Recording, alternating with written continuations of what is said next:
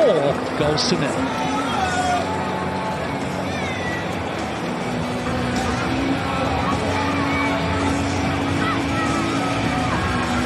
Well, let's go back to the studio and we can join Liam. Thank you very much, gents. Good half. I mean, very good half. In terms of what we wanted from it, we've got exactly what we wanted.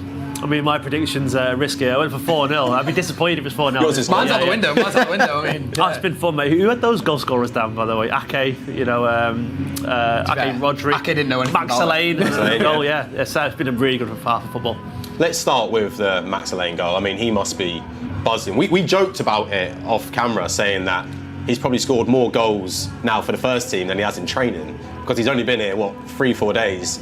I mean, that's some way to announce yourself into the FA Cup. What a week for him. What a week. Making his City debut, then getting another start in the FA Cup and getting a goal. I mean, that's stuff everyone dreams of, right? I would absolutely love to have that, and he's a homegrown player as well, comes through the academy, scores. Fantastic. That Rodri goal. Yeah, I can see the grin. That is it feels trademark Rodri, right? Rod's ridiculous, mate. Absolutely fantastic.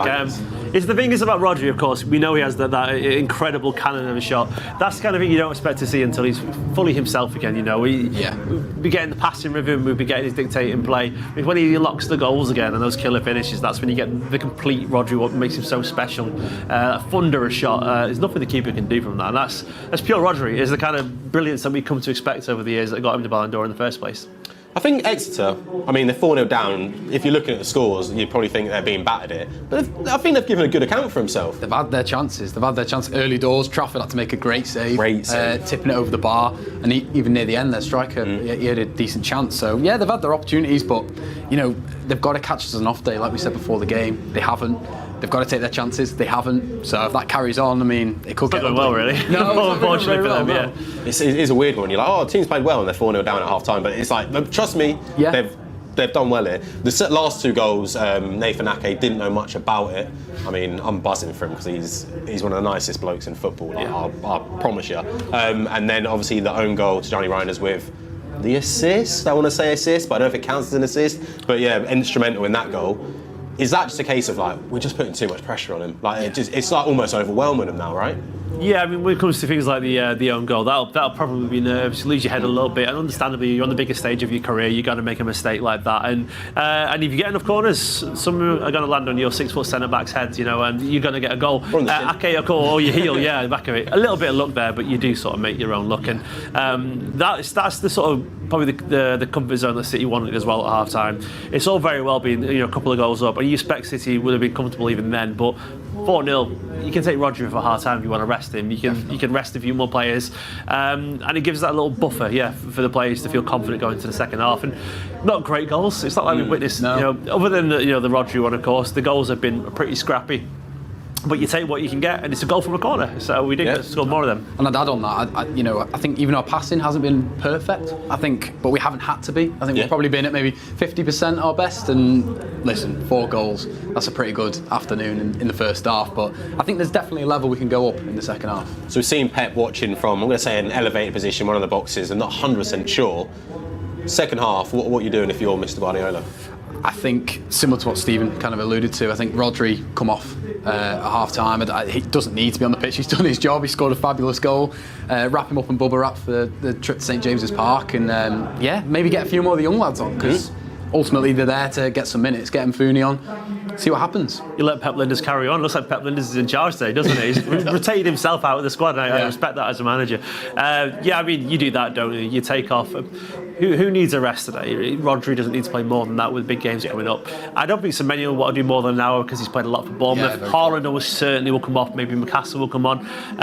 Give him Mfuni, who's been so close to a debut. Give him his debut at some point because he deserves that.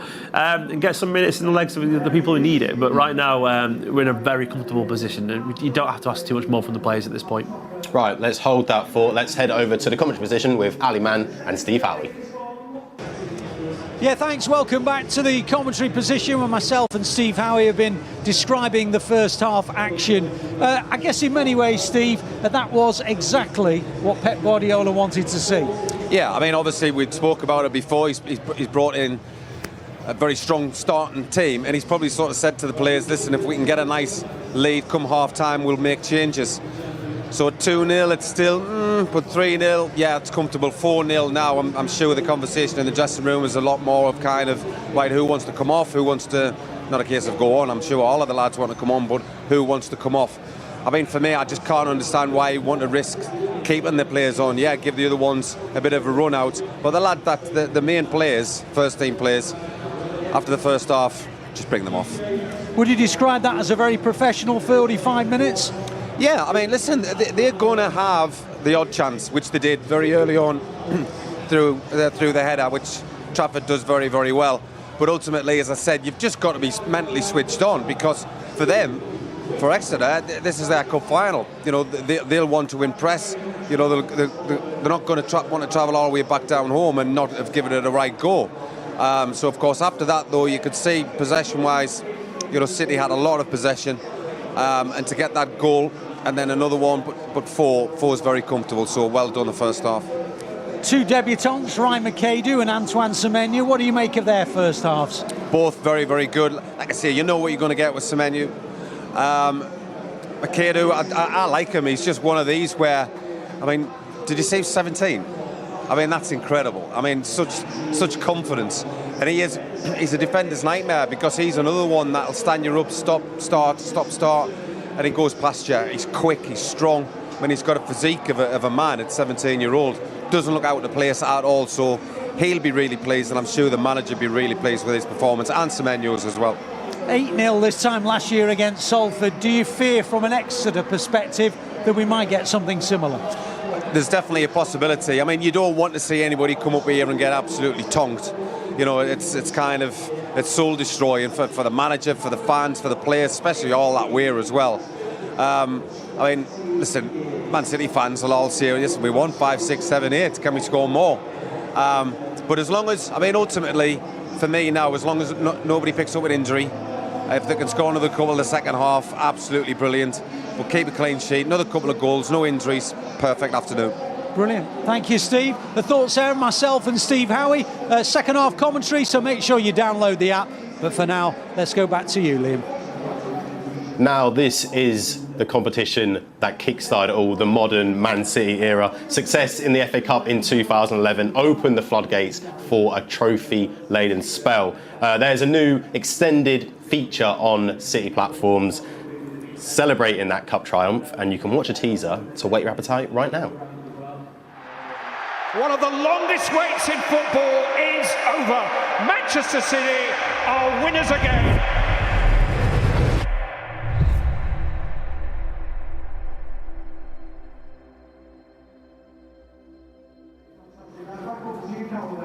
And now we'll hear from one of the players who was part of our treble winning squad. Here is Aymeric Laporte.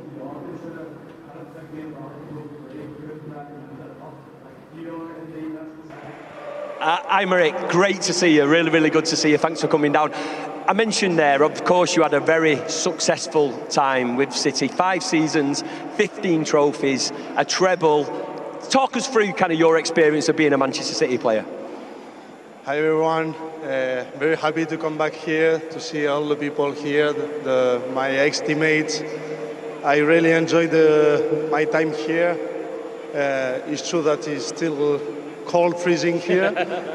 That doesn't change, but yeah, very happy. Amazing years here, many trophies, the best experience in my life, and yeah, that's all. Great. Yeah, you mentioned the weather there. Obviously, you've been in Saudi, you're now back in Spain. How is it being back in this Manchester weather?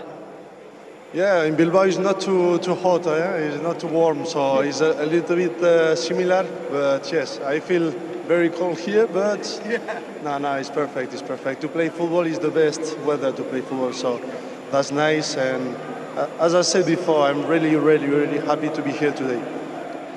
And Aymeric, you had a really good relationship with the Manchester City supporters. They even affectionately knew you as Eric. I mean, what have you got to say to these fans that, of course, supported you and loved you during your time at the club? Yeah, to be honest, as I said, I enjoy a lot here. I try to speak with all the supporters from here. I try to give my best in this in this team. You know, City for me is everything, and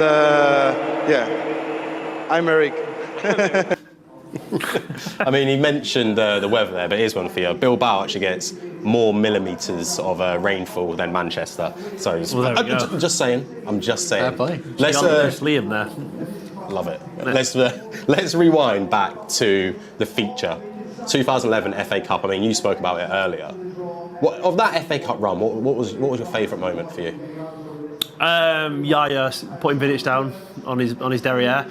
Yeah, absolutely. I mean, obviously that game against United was it was a pivotal moment in the belief in Manchester City rocketing to who they became. Essentially, there was definitely, we're in the shadows syndrome. We definitely, United were achieving so much, and that was when the noisy neighbours, in inverted commas, that's when we woke up and we taught them a lesson, and of course we went on to win it. But yeah, Yaya really stepped up in those two games, of course, semi-finals and the FA Cup final. And it was the United game. It was symbolic of what we were about to become, and that's when the club, of course, it changed everything, didn't it? It felt like such a big moment too. It was like to get to the promised land, we had to overcome United. It was almost too perfect. Your demons. Yeah, destiny, exactly. It was destiny. Yeah, that's what it felt like. I mean, I just love whenever you see it, like the Balotelli so unbothered, like being grabbed. It's just like it's art. I love it. I love it when real life imitates art, because it was unbelievable. Talking about the Stoke game though, the final, because there was so much built up for the United game for the semi-final. I was like, oh, how are we going to get on? And it was almost beat them, then Stoke, because they performed well in the semi-finals. Yeah. But we got over them.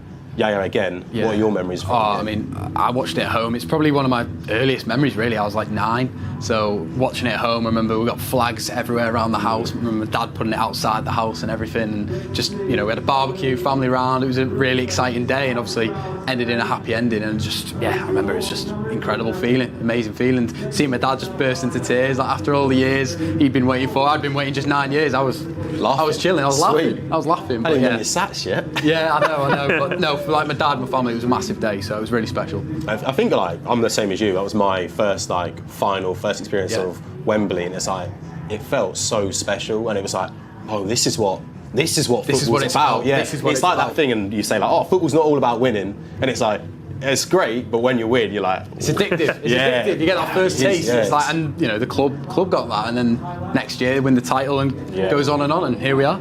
I mean, we just heard from Laporte there. He was part of the treble winning team. I mean, he was part of a lot of good teams under Pep. What's been the big memory for you, Stephen, across that little Laporte's era, if you will? I mean, it's that 100 points and 98 points era, isn't it? It's around then, and it's the Formidables era to me. That's that era basically where we won every single domestic trophy. Laporte, one of the most gifted centre backs in European football. I think the football that City played, it wasn't really possible without Laporte, because Guardiola, we know how much he wanted to build from the back, but he was incisive. He could have played as a midfielder so comfortably, and I really don't think the football that became so infamous linked to Guardiola wouldn't be possible without him. He was brilliant. No, I agree. I mean, and he scored some big goals for City as well. I was just thinking then, he scored in the League Cup final for us to win it. He also scored against Brighton away the last day for us to win the league. So he had some big moments for City, and I think he went behind that Brighton game, didn't we? Yes, as well? We did. So it was an important goal at the time, and I think he was a bit of a talisman in that era. I think we talked off air, like there was a debate at one point, Van Dijk or Laporte. That genuinely was a conversation. I absolutely love Laporte. Another January signing, so hopefully our recent ones can makes the same sort of thing. He that formidable side, I think, gets overlooked a lot. I think the 100-point one, obviously incredible, but that formidable size, I remember being across it, and it just felt like we wouldn't lose. We couldn't lose. I think the achievement as well. I think it's quite underrated. You don't really hear, the treble, everything like that. From the other side of Manchester, they obviously talk about their treble, but the domestic treble, it was an unbelievable achievement at the time. And I agree, it doesn't get enough credit. It's more impressive when you see that Liverpool got 97 points. I think everyone was shocked by Pep's football for the 100 points. The Centurion season took the league by storm a little bit, and no one was ready for it. So City blew everyone away. They were ready for the second time round, and we got 98 points anyway. That is remarkably difficult, and then to go that far in so many competitions domestically as well. It was absurdly good to do that.